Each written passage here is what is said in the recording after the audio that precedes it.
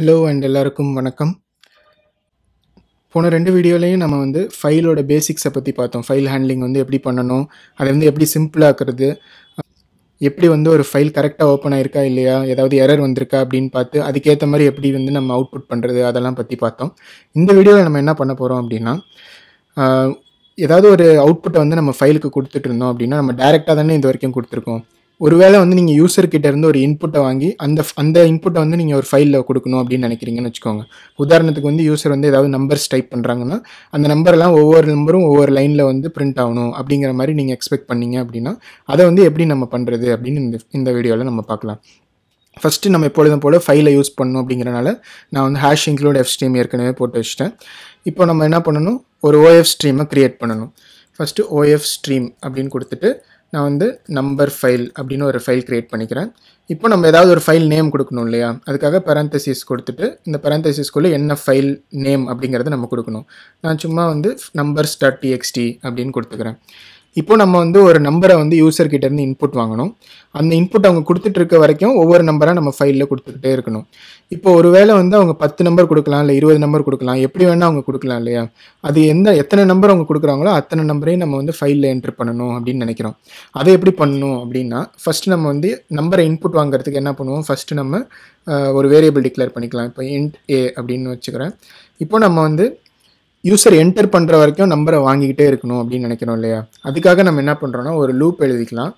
அந்த லூப் கண்டிஷனில் நம்ம இன்புட்டை வாங்கணும். அதாவது நீங்கள் இப்போ இன்புட் வாங்குறதுக்கு என்ன பண்ணுவீங்க, சின்னு போட்டு கிரேட்டர் தென் சிம்பிள் போட்டு அந்த எந்த வேரியபிளில் அதை ஸ்டோர் பண்ணணும் அப்படின்னு போடுவீங்க இல்லையா. இப்படி போட்டால் என்ன ஆகும் அப்படின்னா, யூசர் நம்பர் எழுதிட்டே இருக்க வரைக்கும் இந்த லூப் ரன் ஆகிக்கிட்டே இருக்கும். யூசர் எப்போயாவது நான் இதுக்கு மேலே என்டர் பண்ண மாட்டேன் அப்படின்னு சொல்லிட்டாங்க அப்படின்னா இந்த லூப்லேருந்து வெளியில் வந்துடும். இப்போ நம்ம இந்த லூப்பில் என்ன பண்ணணும் அப்படின்னா, ஒரு நம்பரை நம்ம இன்புட் வாங்கினதுக்கப்புறம் அந்த நம்பரை இந்த ஃபைலில் எழுதணும்னு நினைக்கிறோம் இல்லையா.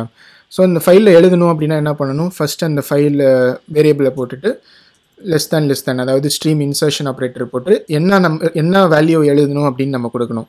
நம்ம என்ன பண்ணணும்னு நினைக்கிறோம், இந்த நம்பர் என்ன அப்படின்னு பிரிண்ட் பண்ணணும்னு நினைக்கிறோம். அப்போ நம்பர் அப்படின்னு நான் கோலன் போட்டு அந்த நம்பரை என்ட்ரி பண்ணிவிட்டு நான் நியூ லைன் போய்க்கிறேன். இப்போ அவங்க ஒவ்வொரு நம்பர் என்ட்ரி பண்ணும்போதும் நம்மளுக்கு இந்த ஃபைலில் நம்பர் கோலன் அப்புறம் அவங்க என்ன நம்பர் என்ட்ரு பண்ணாங்களோ அந்த நம்பர் வரும். இதை நம்ம பண்ணிகிட்டே இருக்கலாம். இப்போ இந்த ப்ரோக்ராம் நம்ம ரன் பண்ணலாம். ஆனால் பார்த்தீங்கன்னா நம்ம எப்போ அவங்க இன்புட்டை ஸ்டாப் பண்ண சொல்லுவாங்க அப்படின்னு நம்ம சொல்லவே இல்லையா கம்ப்யூட்டருக்கு. அதனால் இப்போ என்ன ஆகும் அப்படின்னா, இப்போ நம்ம ஏதாவது ஒரு நம்பர் டைப் பண்ணுறோன்னா இந்த லூப் ரன் ஆகிக்கிட்டே இருக்கும்.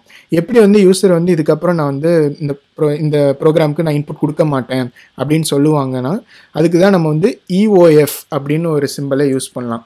இப்போ EOFனா என்னென்னா எண்ட் ஆஃப் ஃபைல் அப்படின்னு சொல்லுவாங்க.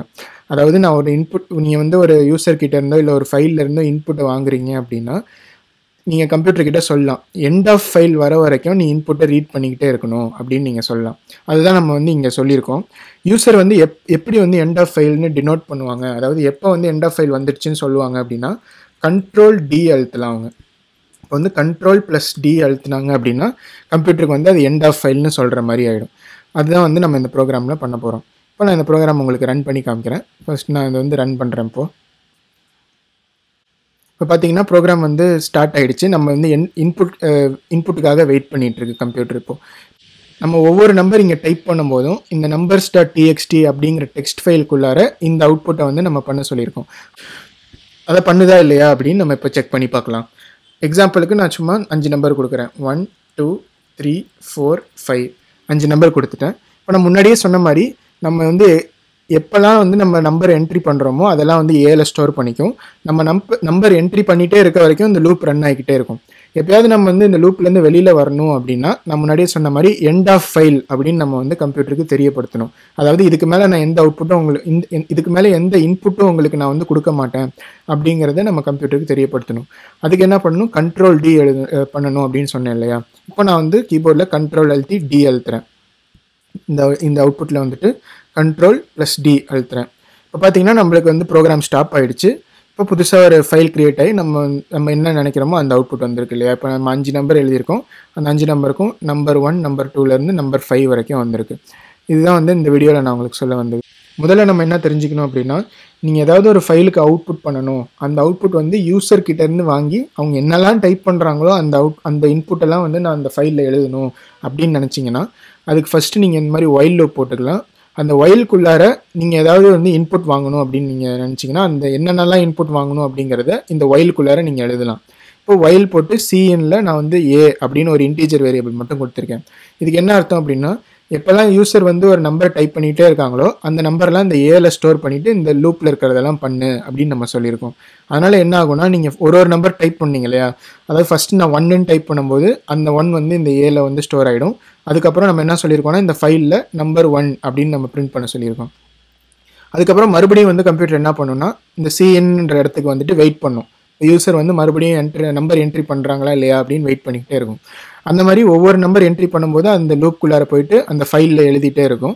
நம்ம எப்போ வந்து எண்ட் ஆஃப் ஃபைல் அப்படின்னு சொல்கிறோமோ அப்போ வந்து இந்த லூப்லேருந்து வெளியில் வரும். அதனால் இப்போ நம்ம என்ன பண்ணோம்னா 5 வரைக்கும் என்ட்ரி பண்ணதுக்கப்புறம் நான் கண்ட்ரோல் டி அழுத்தினேன். கண்ட்ரோல் டினா கம்ப்யூட்டருக்கு தெரியும், ஓகே இதுக்கு மேலே அவங்க வந்து இன்புட் எதுவும் பண்ண போகிறதில்ல அப்படின்னு கம்ப்யூட்டர் தெரிஞ்சுக்கிட்டு இந்த லூப்லேருந்து வெளியில் வந்துடும். அதனால் ப்ரோக்ராம் வந்து எண்ட் ஆகிடுச்சு. உங்களுக்கு இதில் ஏதாவது சந்தேகம் இருந்ததுன்னா இந்த வீடியோவை வந்து மறுபடியும் ஒரு வாட்டி போட்டு பாருங்கள். அதுக்கப்புறம் உங்களுக்கு எதுவும் புரியல அப்படின்னா கண்டிப்பாக கமெண்ட்டில் கேளுங்க, நான் உங்களுக்கு நிச்சயமாக ஆன்சர் பண்ணுறேன். இந்த வீடியோ உங்களுக்கு புரிஞ்சு உங்களுக்கு பயனுள்ளதாக இருந்துச்சுன்னா கண்டிப்பாக லைக் பண்ணுங்கள். சேனலுக்கும் மறக்காமல் சப்ஸ்கிரைப் பண்ணிக்கோங்க. ஒரு புது கான்செப்டோட நெக்ஸ்ட் வீடியோவில் உங்களை பார்க்குறேன். பை.